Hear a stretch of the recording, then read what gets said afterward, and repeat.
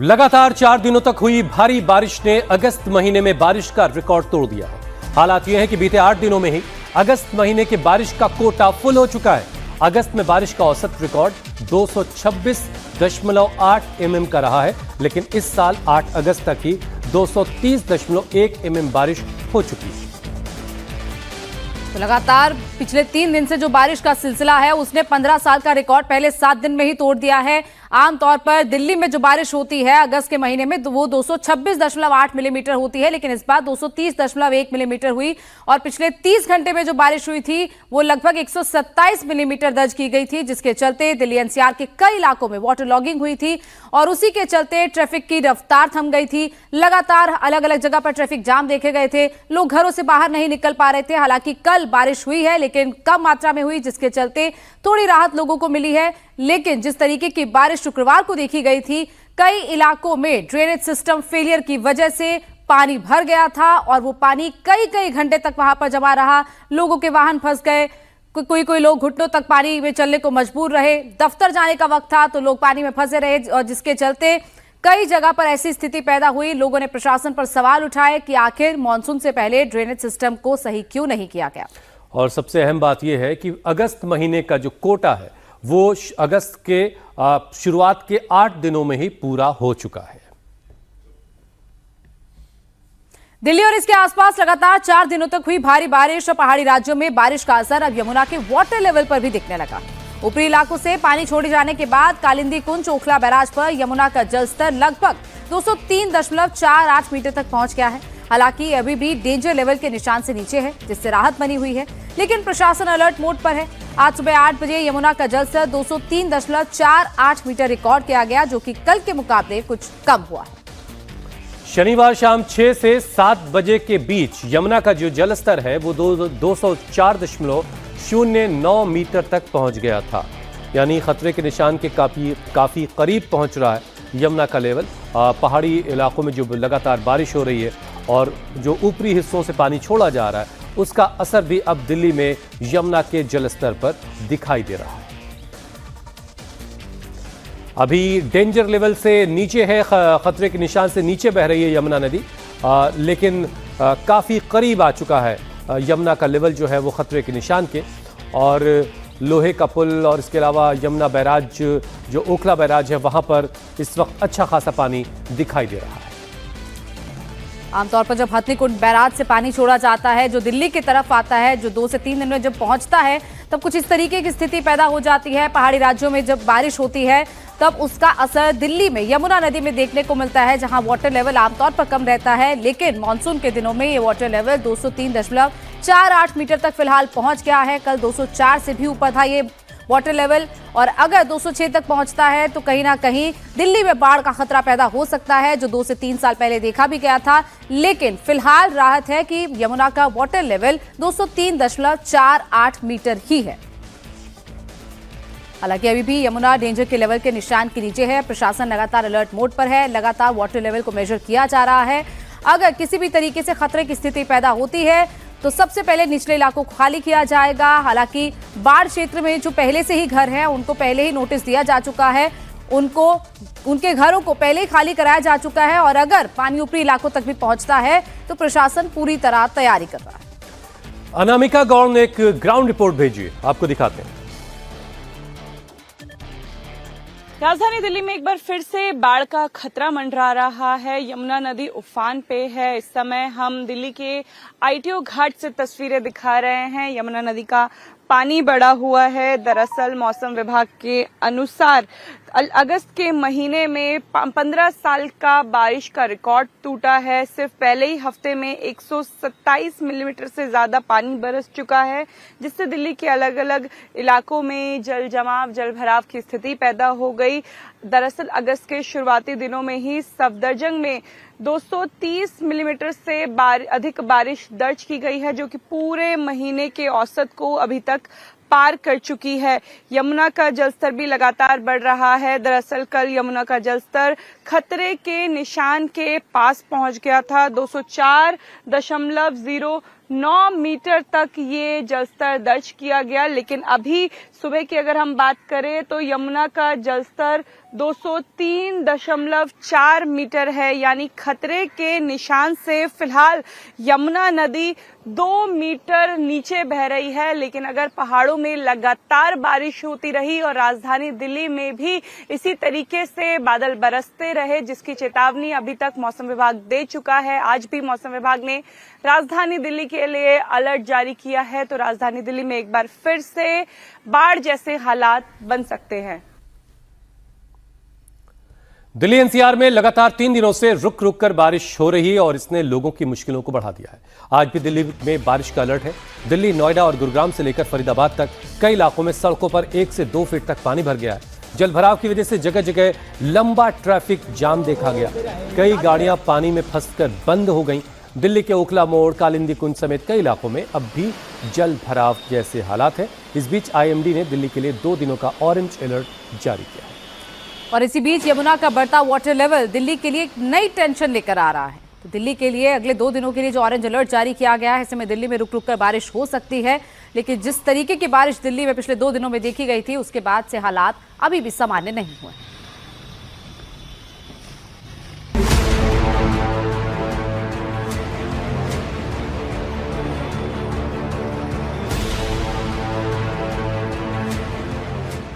जैसलमेर की रेत में उमड़ा सैलाब, धौलपुर में घरों में घुसा पानी, फरीदाबाद में अंडरपास में फंसी कार का ट्रैक्टर बना तारनहार,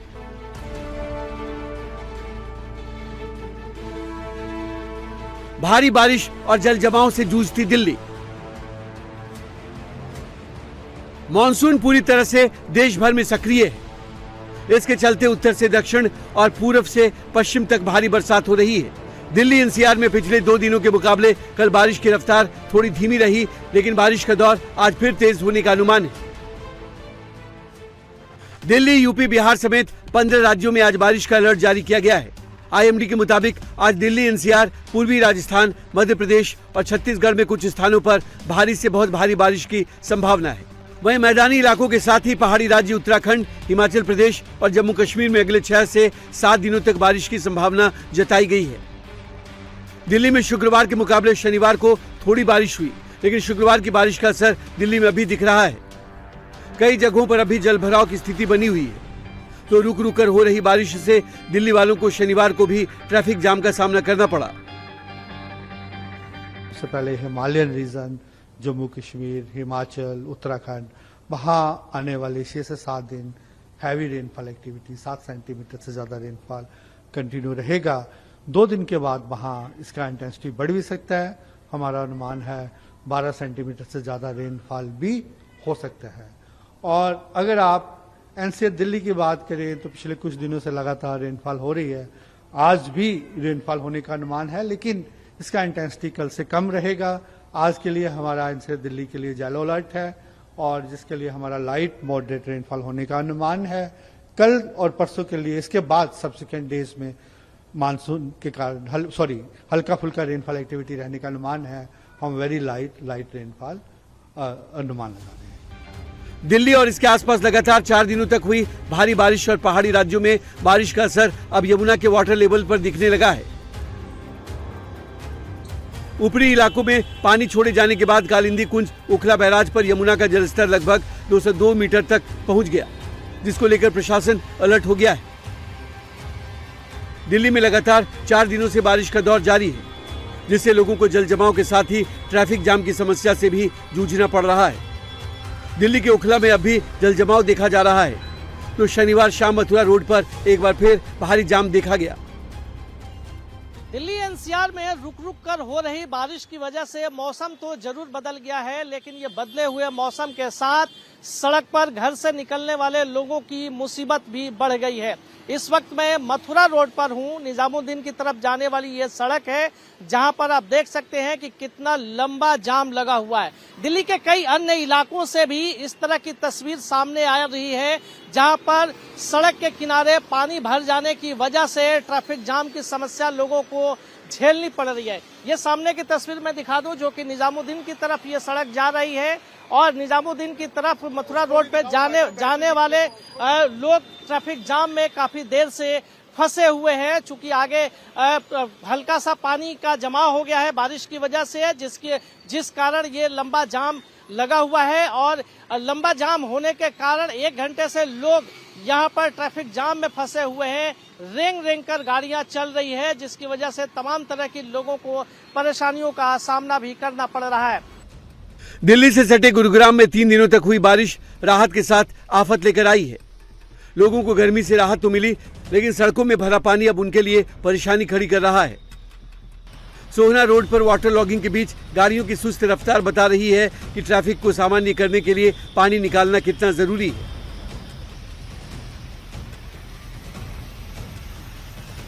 गुरुग्राम एयरफोर्स स्टेशन के पास जल जमाव और टूटी सड़कों के बीच ट्रैफिक पुलिस के जवान लगातार यातायात दुरुस्त करने में लगे हैं। यहाँ शुक्रवार और शनिवार को हुई भारी बारिश के बाद से स्थिति और बिगड़ गई। दिल्ली से सटे फरीदाबाद में 3 दिनों तक हुई भारी बारिश के बाद रेलवे अंडरपास में पानी भर गया और एक कार इसमें फंस गई, जिसे निकालने के लिए ट्रैक्टर की मदद ली गई। कार पूरी तरह पानी में डूब गई थी। कार को पहले बेल्ट से बांधा गया और फिर ट्रैक्टर की मदद से कार को बाहर खींचा गया।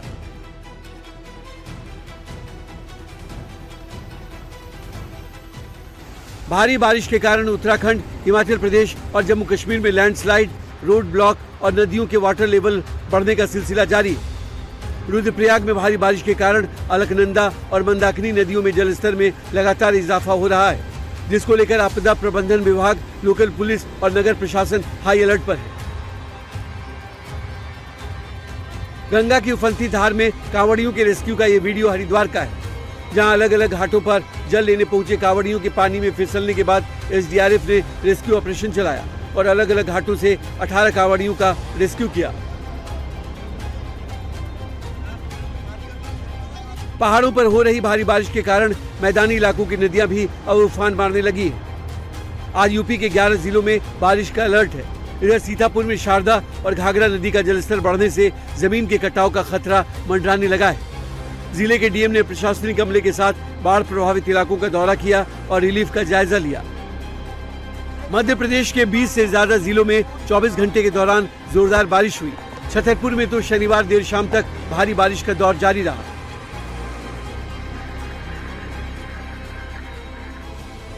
इस समय देश में मानसून पूरी रफ्तार में है। यही कारण है कि पहाड़ से लेकर मैदान तक और उत्तर से लेकर दक्षिण तक भारी बारिश का दौर जारी है। पुडुचेरी में शनिवार देर शाम जमकर बारिश हुई। लोग छाता लेकर घरों से निकलते दिखे, तो बारिश के बाद शहर में वाटर लॉगिंग देखा गया। तमिलनाडु के चेंगलपट्टू में भी मूसलाधार बारिश का दौर जारी। इधर पिछले हफ्ते हुई भारी बारिश से परेशान केरलम में अब भी बारिश का दौर जारी है। केरलम के कुछ हिस्से में बारिश के बाद बाढ़ के हालात देखे गए, तो कन्नूर में लैंडस्लाइड हुआ, जिसके बाद केरलम के बिजली मंत्री सनी जोसेफ ने प्रशासनिक अमले के साथ लैंडस्लाइड साइट का विजिट किया। उत्तर से दक्षिण और पहाड़ से मैदान तक जारी मानसून की मार के बीच बाढ़, बारिश और लैंडस्लाइड का ट्रिपल अटैक जारी है। आज से देश भर में हर घर तिरंगा अभियान की शुरुआत हो गई है। देश के अलग अलग शहरों में, लखनऊ, भोपाल और अन्य जिलों में विशाल तिरंगा रैलियों का आयोजन हो रहा है। लखनऊ में सीएम योगी आदित्यनाथ ने हर घर तिरंगा अभियान और तिरंगा यात्रा की शुरुआत की। इस अभियान में छात्र, युवा, सरकारी कर्मचारी, सामाजिक संगठन और आम लोग बढ़ चढ़कर शामिल हुए। यह अभियान लोगों में राष्ट्रभक्ति की भावना को और मजबूत करने के लिए, स्वतंत्रता सेनानियों के बलिदान को याद करने के लिए एक जन आंदोलन का रूप ले चुका है। अभी आपको सीधे हम लिए चलते हैं लखनऊ, जहां सीएम योगी तिरंगा यात्रा पर अपनी बात रख रहे हैं। अपराध की सूची में रखते हुए दंडित करने का निर्णय भी लिया है। अब ये नहीं चल सकता कि रहेंगे भारत में, लेकिन भारत के प्रतीकों को, भारत के महापुरुषों को, भारत के राष्ट्रगान और राष्ट्रगीत को अपमानित करेंगे। यह वर्ष हमारे लिए महत्वपूर्ण है। राष्ट्रगीत वंदे मातरम के 150 वर्ष पूर्ण होने के उपलक्ष्य में पूरे देश के अंदर वंदे मातरम का गान हो रहा है। और आज ही के दिन 1925 में काकोरी 10 एक्शन को उस समय के युवा पंडित राम प्रसाद बिस्मिल, ठाकुर रोशन सिंह, अस्फाउल्लाह खान, इन सब ने काकोरी 10 एक्शन को अंजाम देकर के ब्रिटिशर की चूलों को हिलाने का काम किया था। बहनों और भाइयों, ये तिरंगा यात्रा उन सभी हुतात्माओं के प्रति कृतज्ञता ज्ञापित करने का और प्रधानमंत्री मोदी जी के राष्ट्र प्रथम के उस मंत्र को आगे बढ़ाने का संकल्प भी है, जो भारत के हर एक युवा के लिए एक प्रेरणा है। हमारा युवा प्रतिभाशाली है, हमारा युवा ऊर्जा का प्रतीक है, हमारा युवा देश की हर चुनौती का सामना करने की सामर्थ्य रखता है और उस सामर्थ्य के प्रतीक इस युवा ऊर्जा को आगे बढ़ने के लिए एक उचित प्लेटफॉर्म प्राप्त हो, वो अपने परंपरागत पाठ्यक्रम के साथ साथ देश और समाज की उन चुनौतियों का भी सामना करने के लिए अपने आप को तैयार कर सके। इस भाव के साथ ये तिरंगा यात्रा का शुभारंभ आज पूरे देश के अंदर दुनिया का सबसे बड़ा राजनीतिक दल के रूप में भारतीय जनता पार्टी के द्वारा प्रारंभ किया जा रहा है। यह हमारा सौभाग्य है, प्रदेश की राजधानी में आज 25 से 30 हजार युवा इस तिरंगा यात्रा में सहभागी बन करके राष्ट्र प्रथम और तेरा वैभव अमर रहे मां, हम दिन 4 न रहे के इस संकल्प को लेकर के जिन हुतात्माओं ने राष्ट्र के प्रति अपना सर्वोच्च बलिदान दिया, उन सभी के प्रति कृतज्ञता ज्ञापित कर रहा है। बहनों और भाइयों, आज का दिवस हम सबको इस बारे में प्रेरणा देता है, जो कार्य 1947 के तत्काल बाद होना चाहिए था, राष्ट्रगीत के प्रति, राष्ट्रगान के प्रति, राष्ट्र के प्रतीकों के प्रति जो भाव होना चाहिए था, आखिर उसे 75 वर्ष और क्यों लगे? कारण था, कुछ लोगों के लिए सत्ता सर्वोपरि थी, लेकिन प्रधानमंत्री मोदी जी के लिए राष्ट्र प्रथम का भाव, जिन्होंने हम सबको भारत के प्रतीकों के प्रति, भारत के युवाओं के प्रति, भारत के गरीबों के प्रति, भारत की आधी आबादी महिलाओं के लिए, भारत के अन्नदाता किसानों के लिए भी नई योजनाओं के साथ आगे बढ़ने के लिए एक उचित मंच दे करके हम सबके सामने आदर्श प्रस्तुत किया है और उसी आदर्श की अभिव्यक्ति है आज की तिरंगा यात्रा। मैं प्रातः काल से ही रिपोर्ट ले रहा था और मुझे प्रसन्नता हुई कि 8:30 बजे 25,000 से अधिक युवाओं की उपस्थिति यहां पे हो चुकी थी और अब ये संख्या बढ़ करके 30,000 से ऊपर जा रही है। बहनों और भाइयों, ये अपार उत्साह राष्ट्रभक्ति के प्रति, बलिदान होने वाले उन सभी क्रांतिकारियों, स्वाधीनता संग्राम सेनानियों के प्रति हमारी कृतज्ञता है और यह अवसर हमारे लिए इसलिए भी महत्वपूर्ण है कि अभी कुछ दिन के बाद 15 अगस्त को हम अपने देश का 80वां स्वाधीनता दिवस का आयोजन करेंगे और उससे पहले ये तिरंगा यात्रा है, लेकिन ये तिरंगा हमारे घर में लगे। पूर्व केंद्रीय शिक्षा मंत्री धर्मेंद्र प्रधान ने नीट पेपर लीक विवाद और उसके बाद छात्र प्रदर्शनों को लेकर पहली बार खुलकर बात की। धर्मेंद्र प्रधान ने कहा कि मंत्री पद मेरे लिए महत्वपूर्ण नहीं था, वो छात्रों को गुमराह होने से दरअसल बचाना चाहते थे। उन्होंने खुद प्रधानमंत्री नरेंद्र मोदी के सामने केंद्रीय मंत्रिपरिषद से इस्तीफा देने की पेशकश की थी। धर्मेंद्र प्रधान का ये बयान उनके शिक्षा मंत्री पद से हटने के ठीक 2 हफ्ते बाद आया। शनिवार को भुवनेश्वर की जीएम यूनिवर्सिटी में छात्रों और शिक्षकों को संबोधित करते हुए धर्मेंद्र प्रधान ने कहा कि प्रदर्शन के दौरान कुछ लोगों ने जेनजी को गुमराह करने की कोशिश की थी। प्रधान ने कहा कि जेनजी देश के बच्चे हैं और उनके साथ किसी भी तरीके की व्यक्तिगत समस्या नहीं थी। युवाओं की अपनी आकांक्षाएं हैं और यही पीढ़ी भारत को विश्व गुरु बनाने में अहम भूमिका निभाएगी। जन्म किछि लोक जेन जी नुआ पीढ़ीर पिलामानकु भ्रमित करबा पई चेष्टा करले, किंतु मोर कौनसी व्यक्तिगत प्रतिष्ठा नथिला से बेले। जदि भारत वर्षर नुआ पीढ़ी प्रति वर्ष भारत रे 2 कोटी पिला माने जन्म नियंती, जदि 15 रु 25 वर्ष भितर 10 वर्ष भितर 20 कोटी नुआ पीढ़ीर पिला जा कांध उपरे भारत विश्व गुरु हबो, जा कांध उपरे विश्व कल्याणर दायित्व अछि। कहले नुआ पीढ़ीर पिला मानकु जेन जी, मुझे जेन जी रे भारी पीढ़ी दे गई।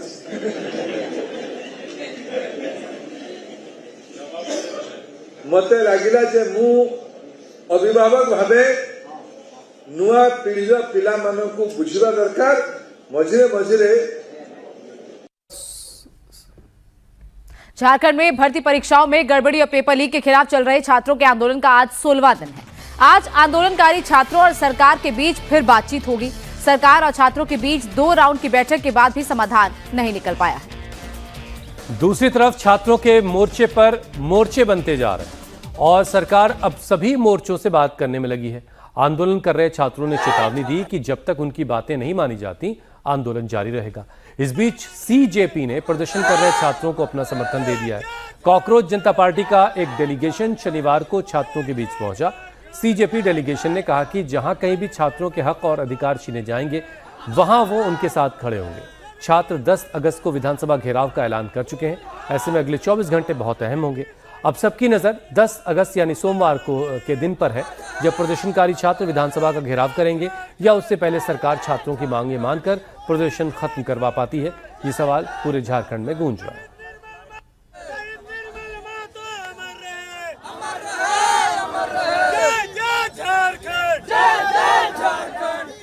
अगर हमारी मांगों पर विचार नहीं करे, 10 तारीख को आपको पता चलेगा कि झारखंड के छात्र जो है सो एक मंच पर है या नहीं।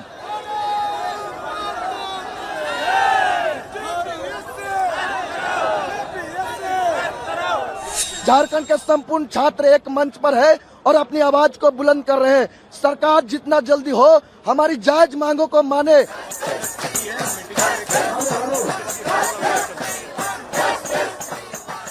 जेपीएससी और जेएससीसी में धांधली के खिलाफ आंदोलन कर रहे छात्रों का प्रोटेस्ट आज भी जारी है। छात्रों का आंदोलन का आज 16वां दिन है।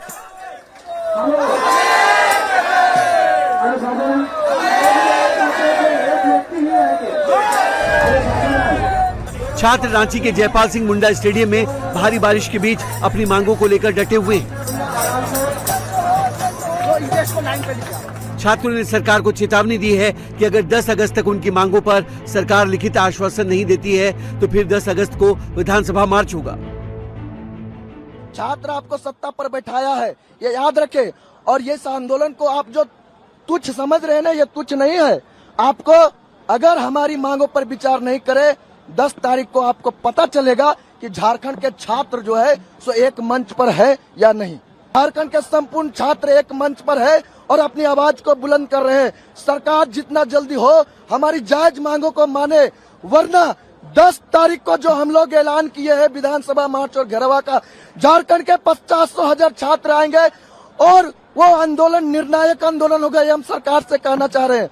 वो आंदोलन जो होगा निर्णायक होगा। उस दिन अकाउंटेबिलिटी तय करना होगा। उस दिन हमारी मांगों पर आपको ऑफिशियल मोहर लगाना होगा। ये बात हम कहना चाह रहे हैं सरकार से। इस बीच छात्रों और सरकार के बीच 2 दौर की बातचीत फेल होने के बाद आज फिर दोपहर 12 बजे जेपीएससी जेएससीसी रिफॉर्म मंच के छात्रों और सरकार के बीच बातचीत होगी। शुक्रवार को छात्रों के साथ पहले दौर की बातचीत हुई थी, जिसमें छात्रों ने सरकार को अपनी मांगे लिखित में दी थी। वहीं शनिवार को छात्रों के दूसरे गुट देवेंद्र नाथ महतो जेएलकेएम समर्थित और अभ्यर्थी न्याय मंच के 8 सदस्यीय प्रतिनिधि मंडल के साथ भी सरकार के 4 मंत्रियों ने बातचीत की, लेकिन अब तक दोनों ही मीटिंग बेनतीजा रही है। हम लोगों का पहली वार्ता सरकार के डेलीगेशन से कल संपन्न हुआ। उस पहली वार्ता में हम लोगों ने अपनी मांग को विस्तार पूर्वक बताया, तार्किकता के साथ बताया कि हम लोग कौन कौन सी एग्जाम को रद्द करने का मांग कर रहे हैं और क्यों मांग कर रहे हैं। हम लोग सीबीआई और ईडी का जांच का मांग क्यों कर रहे हैं, हम लोग रिफॉर्म्स का बात क्यों कर रहे हैं। सरकार की जो डेलीगेशन थे उन्होंने हमारी मांग को बहुत अच्छे से सुने और उन्होंने बोला कि ठीक है, आपके मांग पर हम लोग जो है सो मुख्यमंत्री जी के पटल पर रखेंगे और विचार करेंगे और दूसरी वार्ता के लिए आप लोग को बुलाएंगे।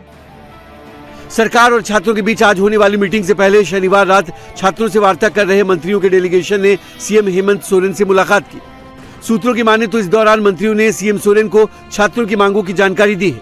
सरकार इस मुद्दे पर सभी छात्र संगठनों को साथ लेकर चलना चाहती है।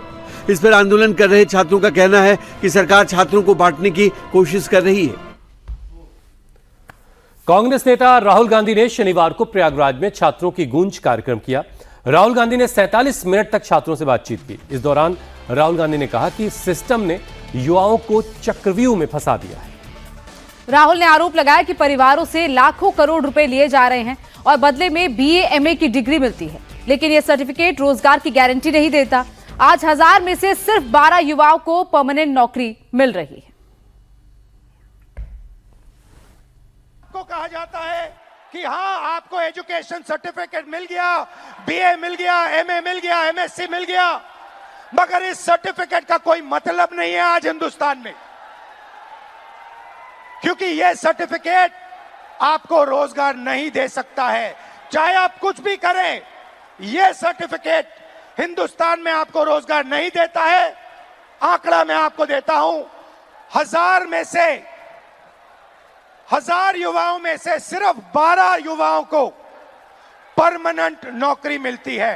हिंदुस्तान के पास यूथ है और सबसे ज्यादा दुनिया में सबसे ज्यादा डेटा हिंदुस्तान में है।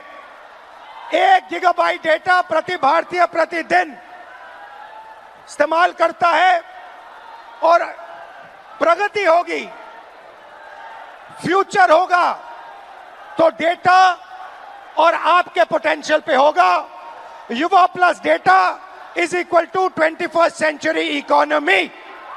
दुनिया में सबसे बड़ा यूथ का पॉपुलेशन है, 40 करोड़ युवा। आप जैसे युवा, एनर्जेटिक युवा इस देश में रहते हैं, ये इस देश की स्ट्रेंथ है। चाइना की बात होती है, अमेरिका की बात होती है, रशिया की बात होती है, इंडिया के यूथ के सामने, इंडिया के यूथ पोटेंशियल के सामने ये सब लोग कुछ नहीं है। यूपी के मुजफ्फरनगर में एक सिरफिरे आशिक ने अपनी प्रेमिका के पति की धारदार हथियार से बेरहमी से हत्या कर दी। मुजफ्फरनगर के बुड़ाना में हुई इस वारदात में आरोपी हाशिम ने अपनी प्रेमिका के पति पर धारदार हथियार से महज 16 सेकंड में 17 वार किए। गंभीर रूप से घायल युवक को इलाज के लिए अस्पताल में भर्ती करवाया गया। इस दौरान उसकी मौत हो गई। वारदात के बाद पूरे इलाके में दहशत है। आरोपी को पकड़ने के लिए पुलिस की टीमें लगातार छापेमारी कर रही हैं।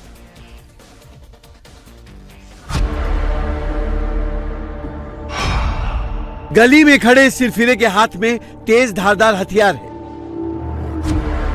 इस हथियार से अगर किसी को एक वार लग जाए तो सिर धड़ से अलग हो सकता है। गली में दूसरी तरफ भी एक शख्स खड़ा है। हथियार लिए सिरफिरे का नाम हाशिम है, जबकि सामने खड़ा शख्स उसकी प्रेमिका का पति तालिब है। तालिब के करीब आते ही सिरफिरे आशिक ने उस पर तेज धारदार हथियार से हमला कर दिया।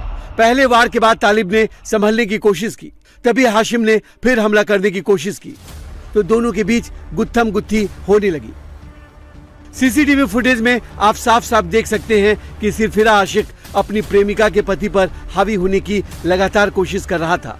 उस पर बार बार हमले की कोशिश कर रहा था। थोड़ी देर में वो इसमें कामयाब भी हो गया।